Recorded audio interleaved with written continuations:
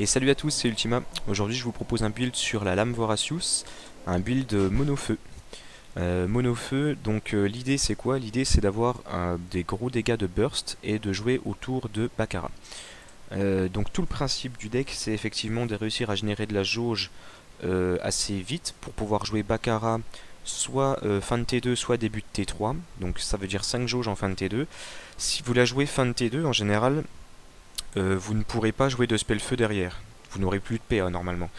Donc c'est peut-être pas une solution puisque l'idée c'est quand même qu'elle reste en vie pour le T3. C'est vraiment au T3 que vous allez vomir votre main. Le but du jeu c'est vraiment de ça, de vous vider de votre main. Donc si vous l'invoquez en T2, peut-être qu'il faut l'invoquer de manière à ce que vous soyez sûr qu'elle prenne pas trop de dégâts pour pouvoir survivre au T3. Et en fait tout va se jouer dans le T3 avec ce deck puisque vous allez avec un proc d'auto-attaque de Baccarat plus son passif, vous allez jouer énormément de spells qui vont vous permettre d'invoquer vos autres compagnons qui vont faire beaucoup de dégâts. Voilà. Donc je vais commencer par les compagnons. Amalia qu'on va vouloir jouer dans la plupart du temps en premier, donc comme je disais soit fin T2 soit début de T3. Et ensuite des compagnons qui ont beaucoup de dégâts de manière très agressive. Hilda et Endo qui peuvent paraître surprenants, mais en fait ils synergisent très bien avec le Vulcano. Et Endo profite très bien de l'état huilé que l'on va aller appliquer avec le brassard pour appliquer notre passif. Donc Endo synergise très bien avec le build, il peut devenir un véritable assassin en mettant plus de 100 dégâts par tour, grâce également à la cure incandescente. Hilda quant à elle, il faut savoir que déjà son passif fait de bons dégâts, mais en plus le proc du Vulcano proc avant l'apparition de Hilda, ce qui fait que son attaque est boostée avant qu'elle proc son passif, donc pareil son premier tour fait énormément de dégâts, et Chuchette qui de base a de très bons dégâts, plus des passifs agréables. On va passer au spell justement, puisque là vous voyez 50% aux explosions. Il se trouve que presque la moitié des spells que j'ai mis dans ce deck ont le passif critique déclenche explosion. Donc là vous allez voir que c'est un build où je n'ai pas du tout investi dans ces dons là. Et le build fonctionne très bien, il est déjà viable. Mais si vous investissez là-dedans, vous allez devenir un vrai feu d'artifice ambulant. Et vos compagnons vont presque devenir anecdotiques, tellement vos spells eux-mêmes vont faire de dégâts avec les explosions. Mais si vous n'avez pas investi dedans, sachez que ça fonctionne quand même. Donc vous avez des spells pour générer de la jauge. Donc voilà, grosso modo ces trois spells là sont là pour générer beaucoup de jauge. Grâce à eux on pourra faire 3 jauges par tour. Ensuite vous avez ces deux spells là qui combotent, qui font un tour à 6 si besoin, puisque pareil il faut pouvoir générer de la jauge.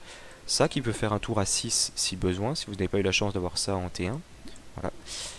Celui-là qui fait un tour à pareil à 2 jauges en un tour. Il n'y a que celui-là qui n'en fait pas, mais qui sera utile pour après et qui permet de proc explosion. Voilà. Et enfin l'anastomos qu'on va jouer après au niveau du T4 en général, quand on aura vraiment vomi notre main comme je disais tout à l'heure, qu'on aura plus de spell en main, seulement là on jouera l'anastomos, plus pour la pioche que pour le PM en soi. Voilà. Au niveau des anneaux, les anneaux, il y a vraiment beaucoup de choix qui sont possibles. En fait tous les anneaux qui peuvent considérer la branche feu ou la branche explo peuvent être jouables. Moi j'ai choisi cette combinaison là. Donc déjà le Vulcano qui fait 2 magie feu par niveau, c'est très très fort dans notre build. Plus son passif sur les compagnons qui est incroyable. Et le crit magique sera utile si vous investissez dans les runes. La Noctane, on va pas hésiter à utiliser le spell non pas comme un finisher après l'avoir stacké, mais juste pour se générer de jauge. Ça sera vraiment sa seule utilité. Si on n'a pas d'autre solution, on le jouera, peu importe les dégâts qu'il fait. L'Anneau Fuego qui sur un proc peut nous permettre en fait de générer 3 de jauge en un tour, alors que ça aurait pas dû être possible. Et enfin la normale, étant donné qu'on applique huilé et qu'on le consomme, enfin on n'a que 2 spells qui le consomment, qui au fur et à mesure de la partie va pouvoir augmenter notre magie feu de manière assez conséquente. Qui plus est, ses stats sont vraiment bonnes à prendre. Voilà, il y a des possibilités de changer, par exemple l'anneau Tello qui combote très bien avec la normale, qui est possible à prendre aussi, qui donne de la magie feu. Et vous avez également les deux anneaux légendaires. Donc celui-ci on le prendrait pour ses stats, donc ne le prenez que si vous arrivez à l'avoir à votre niveau de héros, ou en tout cas assez haut niveau, puisque c'est vraiment ses stats qui sont intéressantes, son passif n'est vraiment pas intéressant. Et celui-ci est intéressant également si vous l'avez à votre niveau de héros, puisque la boule, en fait il est surtout bien si vous investissez dans les dons. Puisque si vous investissez dans les dons, déjà vous pouvez prendre le critique magique, donc plus d'explosions. Et surtout, si vous prenez des kills avec vos explosions de vos spells, je précise bien de vos spells, vous allez déclencher le coup de grâce et donc la boule de feu qui va encore plus vous permettre de one-shot les maps. Voilà. Non content de ça, il donne aussi 2% par niveau de PV et d'attaque à vos compagnons, donc ça fit même bien avec le build actuellement compagnon. Mais comme pour le boom boom, ne les prenez que si vous arrivez à les avoir assez haut niveau. Voilà. On prend le brassard Gonaute qui applique huilé au lieu de prendre le brassard Explo, pour la simple et bonne raison qu'en fait, l'interaction veut que quand vous mettez une auto-attaque, le huilé s'applique juste avant votre auto. Donc vous allez activer automatiquement votre passif juste en mettant une auto-attaque à chaque tour. Vous ne serez pas obligé de compter sur vos spells ou vos compagnons, donc voilà. Ça permet quoi? Ça permet en fait de accepter de prendre des dégâts en early game et de vous placer de manière assez risquée puisque vous allez régénérer à chaque tour. Et ça donne un peu d'espace à vos compagnons le fait que vous puissiez être dans la mêlée. Voilà. On va voir en démonstration ce que ça donne face au chaffeur niveau 30, c'est parti.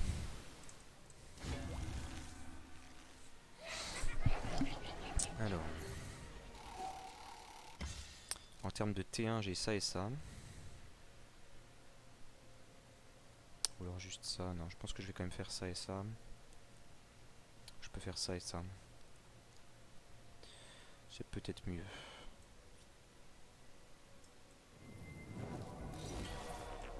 Je vais pas aller au corps à corps. Ça me fait mes 2 de jauge par tour. Je vais pas bouger. Parce que je veux être sûr de pouvoir appliquer huilé au prochain tour. Donc même si eux ils me grabent. Voilà. Là j'ai une main pleine.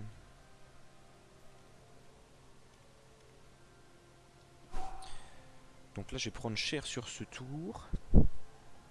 Parce que concrètement je peux invoquer Amalia sur ce tour-ci. Mais c'est pas... En fait elle va juste crever. Donc c'est pas intéressant.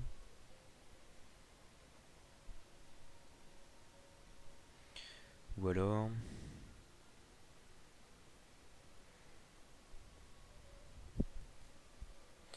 Ouais.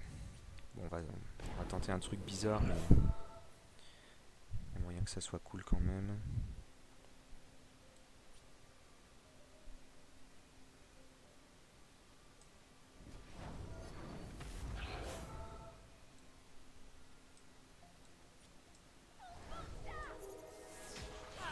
Bon, ça fait mal hein, parce que Baccarat elle picote quoi.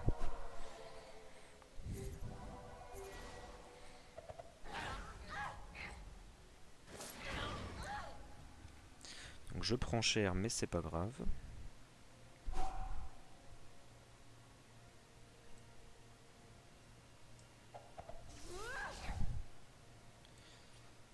Hop.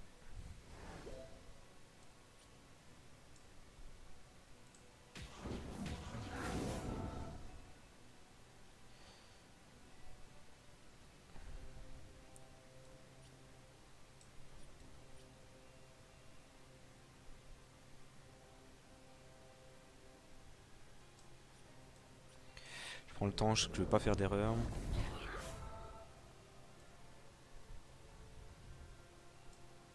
Voilà, ça me fait pas mal de soins. Hop.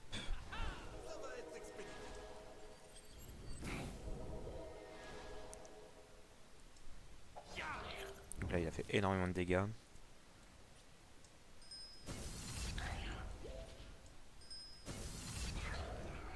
Continue à invoquer. Donc là on a soit Hilda soit Chuchette. Je vais pas faire ça parce que j'ai pas d'huilé. Et ce sera plutôt Chuchette pour me débarrasser de ça.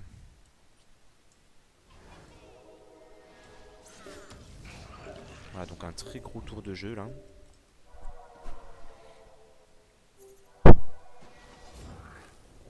On a fait beaucoup de dégâts de zone. Lia doit gérer mes invoques, doit me gérer moi aussi. Les cœurs de feu plus le passif qui font le taf. Donc, là je vais pouvoir invoquer Hilda sur ce tour. On va d'abord mettre une auto avec Baccarat.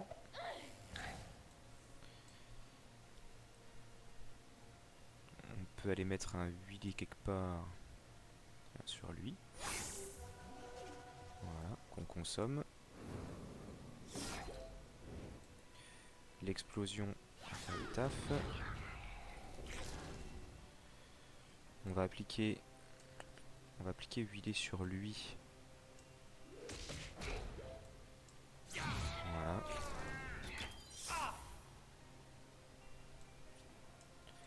On va faire ça sur lui. On va invoquer Hilda. Tue lui. Qui tue lui. On fait ça sur Baccarat. On pioche. Et on est pas mal. Voilà. Donc là, effectivement, j'ai des problèmes de pioche. Mais la game est finie. Donc, en soi, j'avais, fut un temps, les 4 compagnons sur le terrain, sortis en 2 tours. Donc voilà. C'est assez cool à jouer.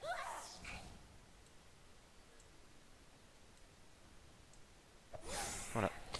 Donc le build tourne vraiment autour de Baccarat. Le passif en lui-même n'est vraiment là que pour nous aider à temporiser. Et encore, sur la fin du tour 2, j'ai choisi de m'extraire. J'aurais pu aller dans le tas profiter de mon passif, mais ça aurait été mettre en danger Baccarat. J'ai préféré voilà, vraiment tourner, jouer autour de Baccarat. Peu importe la façon dont vous cherchez à jouer autour, dans tous les cas ce sera bien, ce sera viable. Voilà. Donc j'espère que le build vous a plu, que la vidéo vous a plu, n'hésitez pas à laisser un j'aime, un commentaire et à bientôt pour une prochaine vidéo. A plus.